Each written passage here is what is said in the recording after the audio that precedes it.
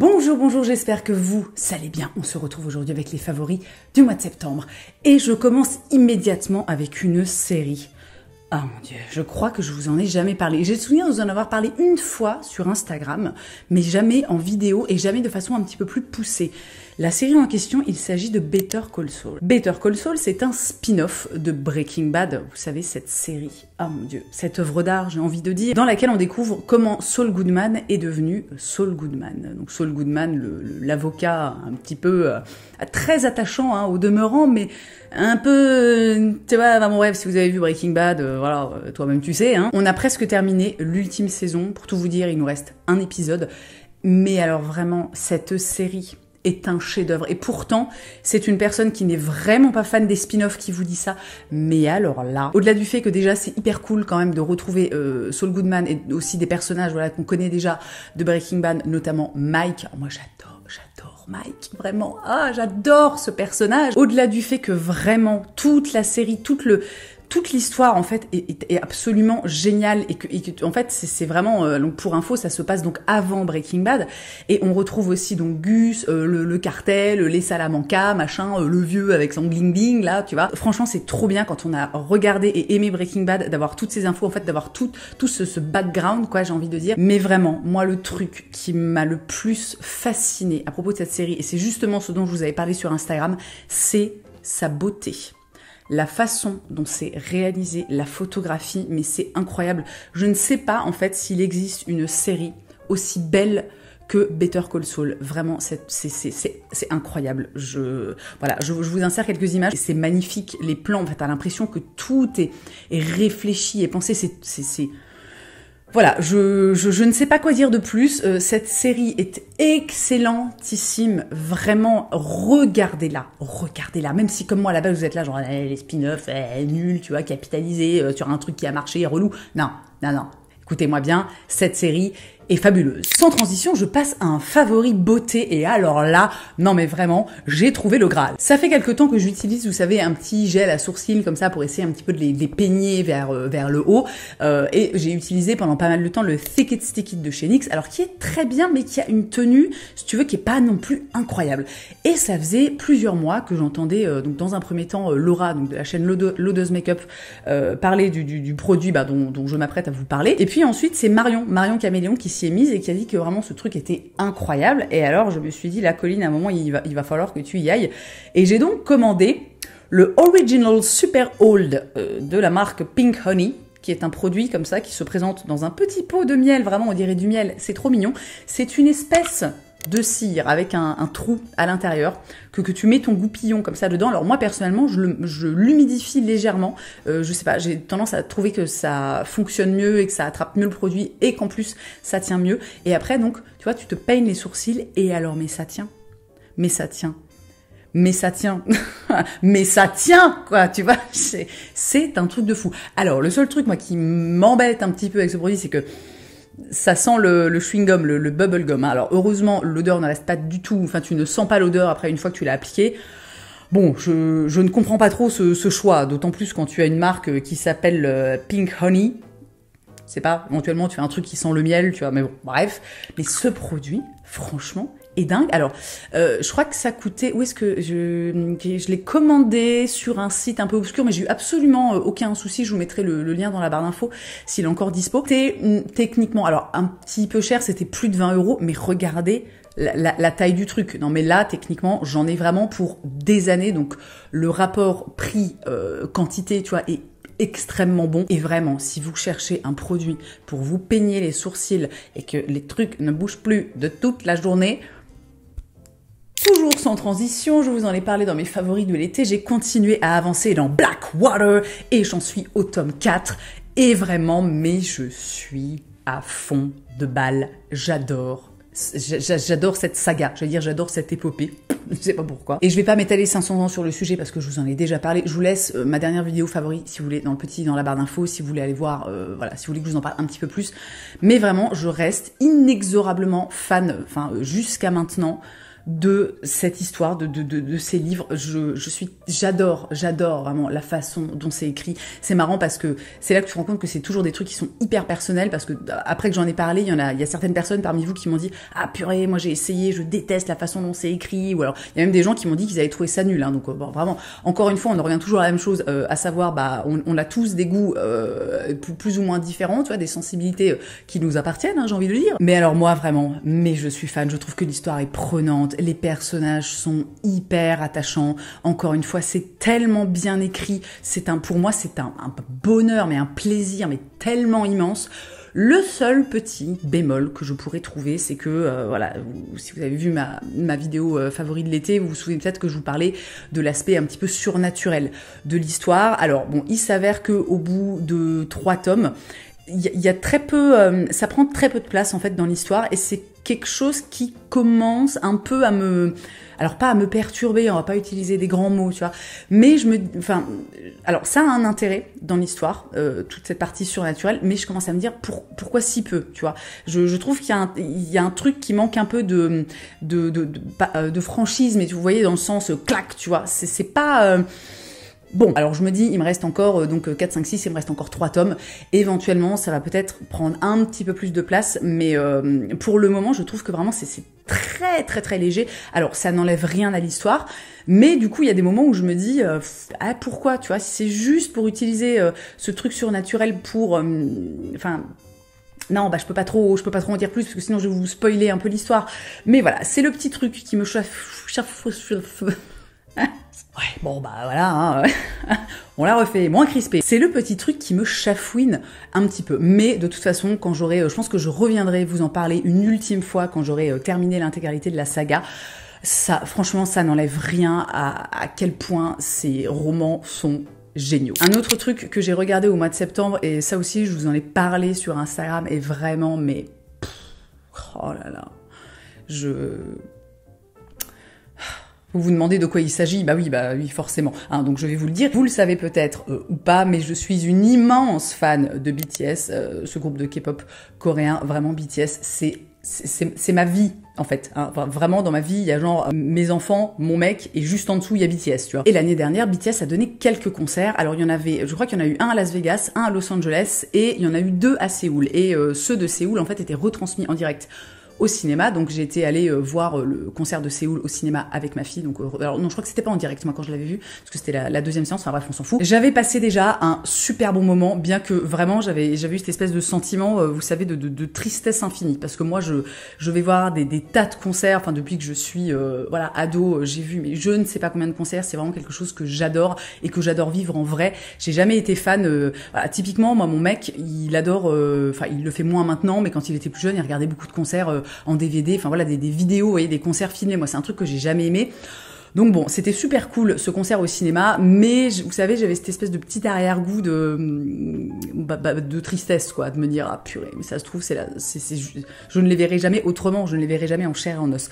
Bon bref, on va pas commencer à partir dans une introspection. Et je découvre au début du mois que Disney+ a en fait, en gros, a acheté les droits pour diffuser le concert qui a eu lieu à Los Angeles. En gros, le concert a été filmé et Disney+, voilà, enfin bon, vous avez compris. Bon, j'ai du mal à expliquer, pardon. J'ai très mal dormi cette nuit, ok? Alors un petit peu de tolérance, merci. Et donc le concert de Los Angeles sort sur Disney+, et je me dis, voilà, obligé, je vais me mettre devant, je vais le regarder. Et je pensais, en fait, je m'attendais à exactement la même chose finalement que les concerts de Séoul, parce que c'est souvent comme ça, hein, finalement, quand quand les artistes font des concerts, c'est un petit peu le même, plus ou moins, peu ou prou, tu vois, j'ai envie de dire, à chaque date, dans chaque ville, etc. Et là, en fait, il s'est avéré que c'était un concert quand même assez différent, parce que il y a des danseurs, parce que, enfin voilà, je vais pas, si c'est quelque chose qui vous intéresse, que vous l'avez pas encore regardé, je vais pas vous spoiler, entre guillemets. Alors, il se passe pas des trucs complètement dingues, mais je l'ai trouvé vraiment, je pense, 400 000 fois mieux que le concert de Séoul. Le concert de Séoul était super, mais vous voyez, il y avait des trucs du type, en fait, à Séoul, les gens n'avaient pas le droit de crier et ils n'avaient pas le droit d'applaudir. Donc, ils avaient des espèces de trucs comme ça à secouer où ça faisait clac, clac, clac, tu vois. Donc bon bah, j'imagine que c'est lié à des questions de sécurité sanitaire, le Covid, machin, tout ça. Mais il y a quand même le truc où tu te dis putain, t'as un concert, tu peux pas crier, tu peux pas applaudir, c'est quand même d'une tristesse infinie. Et bref, ce concert, mais j'ai passé un moment, mais vraiment, en fait, j'ai passé la moitié du concert à pleurer d'émotions là, mais il est génial ce concert vraiment, mais c'est un moment de bonheur absolu, il est incroyable. Allez, regardez-le, vraiment, vraiment, regardez-le. Même si vous n'avez pas Disney+, taxez les codes à votre, je sais pas, votre cousin, votre collègue, quoi, ou casse votre voisine. Ah, allez-y, regardez. Ah, c'était tellement bien. J'ai passé un si bon moment. Et de temps en temps, je me remets des petits bouts comme ça et ça me... Et vraiment, alors ça me donne autant de joie que de tristesse parce que je me dis putain, mais est-ce qu'un jour on va réussir à les voir de nos propres yeux? Est-ce que ça va être possible? Je n'en ai aucune foutue idée, vraiment. L'avenir nous le dira. Un autre favori beauté, ce petit blush de chez Essence. Vous ne voyez sûrement rien de là où vous êtes, mais je vous fais des petits inserts. Et alors, ce blush, mais vraiment, mais une beauté. Alors moi, je suis en train de devenir une blush girl, tu vois. C'est-à-dire qu'avant, je mettais jamais de blush parce que j'étais pas super à l'aise. Je sais pas. Je pense que mais c'est ce que je disais d'ailleurs dans ma vidéo favori de l'été où je vous parlais d'un autre blush, un blush crème. Je vous disais, moi j'ai souvent tendance, je sais pas, ça se met pas bien, ça fait des taches, c'est pas beau. Et alors là vraiment, je trouve des trucs en ce moment mais absolument incroyables. Et ce blush est génial. Alors il coûte, bon je ne sais plus exactement parce que moi je l'ai acheté en Allemagne, mais il doit coûter, je pense, attendez, je vais aller voir. The Blush Essence. Il coûte la modique somme de entre 3 et 4 euros, quelque chose comme ça. Donc c'est vraiment extrêmement peu cher. Mais néanmoins, on est sur un blush d'une qualité. Mais il est génial. Alors c'est un blush, clairement c'est un blush mat, mais pas non plus. Je trouve qu'il garde quand même une petite lumière comme ça assez subtile. Je le porte aujourd'hui.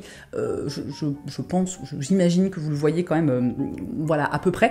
Il s'applique mais hyper facilement. Moi j'ai une espèce de pinceau, un truc pas particulièrement génialissime, tu vois. Il s'applique super bien, il fait pas de démarcation. La couleur est hyper jolie, j'ai oublié de vous dire, moi j'ai la teinte Breathtaking, c'est la teinte numéro 30.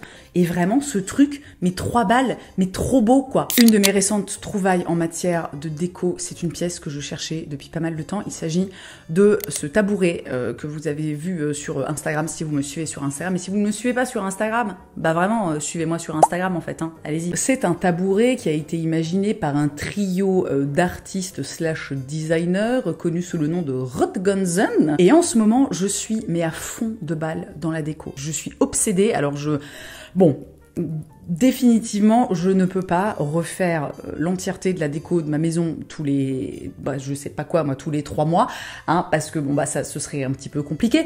Mais j'ai eu un coup de cœur sur cette pièce, mais qui neuve, en fait, vaut un prix. C'est du design, donc c'est complètement délirant. C'est comme ça, en même temps. Voilà, il y a des gens qui ont les moyens de s'acheter ça à ce prix-là, et d'autres qui ne les ont pas. J'ai envie de dire que c'est malheureusement c'est la vie. Et il y a quelques semaines, je découvre une appli, mais alors incroyable, Katawiki. Vous connaissez Katawiki? Si vous ne connaissez pas, vraiment, n'y allez pas parce que c'est l'enfer. C'est un truc d'enchère, c'est un peu, alors si vous voulez, c'est un peu comme eBay, mais avec des sélections très pointues. Donc il y a évidemment voilà de la déco, donc des trucs vintage ou des trucs de designer, etc. Après il y a plein d'autres choses. Il y a aussi de la mode, il y a des objets de collection, genre des montres, je pense qu'il doit aussi y avoir, moi je vais jamais voir parce que ça m'intéresse pas particulièrement, doit aussi y avoir des œuvres d'art, des choses comme ça. Katawiki, c'est délire absolu quoi. Et donc je découvre Katawiki en regardant un petit peu les ventes, je tombe sur cette pièce très exactement celle que je voulais et je me dis ah la vache. Alors là, toi, j'ai envie de te dire que si t'es pas pour moi, t'es pas pour moi quoi, tu vois. Bref, long story short, je gagne l'enchère, donc je remporte l'objet, je paye le truc une fraction du prix. Alors ça reste évidemment, quand t'as un truc qui coûte 1000 balles, même une fraction, ça fait encore très cher, tu vois. Mais vraiment, je fais quand même une très très bonne affaire, et alors, ce truc m'apporte une joie mais incommensurable. J'ai aussi acheté un deuxième truc sur Katawiki que je vous montre. Je l'ai montré sur Instagram il y a pas très longtemps, que j'adore. C'est une enseigne en fait Lego, alors qui est pas a priori qui est pas vintage parce qu'elle est datée post 2000, mais le logo date des années 50. C'est un truc qui n'a jamais été commercialisé, qui était en fait utilisé à des fins un peu décoratives, publicitaires dans les clubs Lego ou je sais pas quoi. Je me souviens plus exactement. Ce qui est très cool aussi, petite parenthèse sur Katawiki, c'est que tu as vraiment à chaque fois l'origine détaillée des objets objet, de quelle année ou alors de quelle ère ça date et compagnie. Ça, je trouve que c'est très très cool aussi d'avoir toutes ces infos parce que moi, c'est des choses que j'aime bien savoir. Et bref, je suis ravie. Mais vraiment, Katawiki, n'y allez pas. Hein. Si vous aimez le design, la déco, les trucs comme ça, faut pas y aller, quoi. Hein. Et je termine avec mon dernier favori pour ce mois de septembre. Il s'agit d'un compte TikTok. J'aime bien vous recommander, vous savez, des comptes TikTok parce que moi, j'ai envie que les gens viennent sur TikTok. Alors, pas particulièrement pour me suivre moi, bon, bien que si vous souhaitez... Je suis sur TikTok. Hein. Si vous souhaitez me suivre sur TikTok, eh bien, n'hésitez pas. Pour info, je parle uniquement de mode et de beauté. Voilà. D'ailleurs, c'est marrant parce qu'il y a une personne parmi vous. Alors, je sais plus où c'était sur YouTube ou sur TikTok, mais qui m'a dit, mais en fait, ton TikTok, c'est vraiment comme ton blog il y a 15 ans, tu vois. Et en fait, c'est exactement ça. Bref, moi j'ai envie que les gens viennent sur TikTok parce qu'il y a encore énormément de personnes qui ont une vision super négative de ce réseau social alors qu'en réalité c'est vraiment une mine d'or. Moi je suis fan de TikTok, je trouve cet endroit fabuleux. Alors évidemment après il y a des travers, mais comme partout, des gens qui font de la merde ou qui sont cons ou je sais pas quoi. Je veux dire, c'est pas propre à TikTok, ni même à Instagram, c'est propre à l'être humain en fait. Hein. Voilà, donc à partir du moment où tu l'as accepté, bon, bref, ce mois-ci, j'avais envie de vous parler de Elijah, qui est un jeune américain qui fait en fait des vlogs et aussi des espèces de, comment définir ça, comme des vidéos à thème, mais qui fait ça en fait d'une façon... Enfin, c'est typiquement le genre de choses que tu voyais à une époque, enfin que tu vois encore, mais c'est un format pour moi qui est très YouTube, c'est-à-dire qui est très travaillé, où les images sont belles, où il y a une réflexion au niveau de la composition, du storytelling. C'est magnifique, mais ça se trouve sur TikTok. C'est des vidéos qui font voilà 1 minute, 2 minutes, 3 minutes et j'adore ce mec. Ses vidéos, dans un premier temps, sont magnifiques. Il a une sensibilité, enfin les sujets qu'il aborde, enfin vraiment c'est un véritable bonheur à chaque fois qu'il apparaît comme ça dans mes vidéos, enfin dans mon fil TikTok, c'est un réel bonheur. Et mon micro vient de s'éteindre, c'est un vrai bonheur, donc espérons qu'il a enregistré toute la vidéo, parce que vraiment là j'étais à la fin, hein, c'est-à-dire qu'on était à 2 mètres du bol de sangria. Hein. Je vais donc terminer ma vidéo en parlant dans mon iPhone, histoire que vous ayez un son qui soit pas trop dégueulasse. Bref, donc j'ai fait le tour, et ben vous l'avez compris, un de ses favoris. J'espère que ça vous aura plu, que ça vous aura permis de faire de belles découvertes. Si c'est le cas, n'oubliez pas de laisser un petit pouce en l'air, et dans tous les cas, merci d'avoir passé ce petit moment avec moi. Je vous souhaite une très belle journée. Je vous embrasse, c'est Loulie. À la prochaine.